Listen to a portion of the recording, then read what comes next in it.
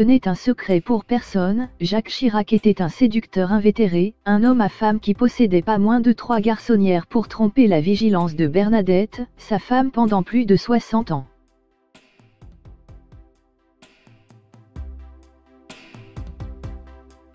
Mais, même trahi et bafoué, Bernie a toujours essayé de sauver la face, parfois avec beaucoup de second degré.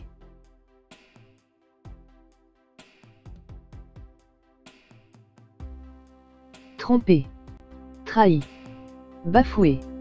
Même si le tempérament de Jacques Chirac n'a jamais été un secret pour personne, surtout pas pour sa femme Bernadette, depuis sa mort survenue le 26 septembre à l'âge de 86 ans, la boîte de Pandore autour de sa vie sulfureuse a été ouverte et son addiction aux femmes est devenue le sujet principal des médias depuis quelques semaines, engendrant un dommage collatéral de taille. Bernadette Chirac, dont le portrait peu flatteur de femme trompée et trahie, s'affiche sur les unes de tous les magazines.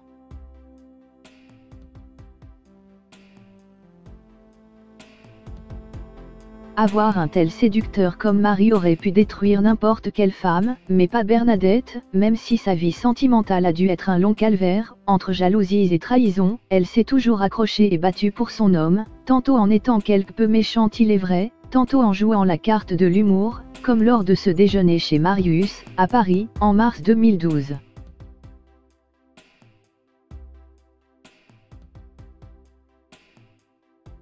Dans l'ouvrage Les Chirac, les secrets du clan, écrit par Béatrice Buret et publié en 2015 aux éditions Robert Laffont, l'auteur met en lumière la légèreté dont pouvait faire preuve Bernadette à propos des aventures extra-conjugales de son époux.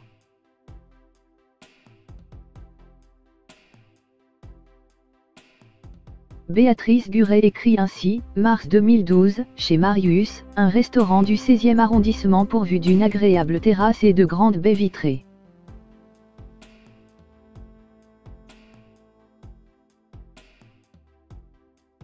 Le couple Chirac déjeune dans une petite salle individuelle, à l'abri des regards, avec un ami.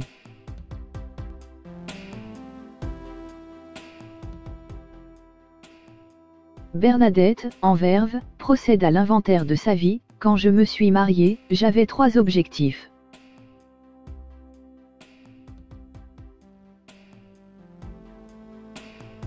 Je voulais un homme riche, raté. Je voulais un homme du même milieu social que moi, raté.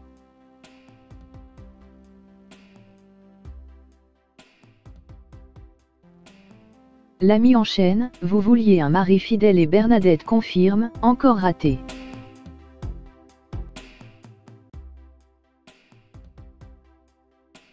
Si cette situation de femme multi-trompée aurait été invivable pour le commun des mortels, c'est ce qui semble pourtant avoir façonné l'ex-première dame, transformant avec le temps la candide Bernadette Chaudron de Courcelles en la revêche et méchante Bernadette Chirac, qui se sera au final bien vengée de son mari.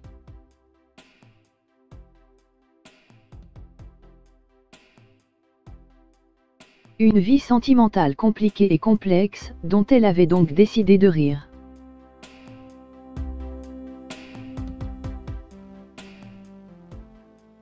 Parfois,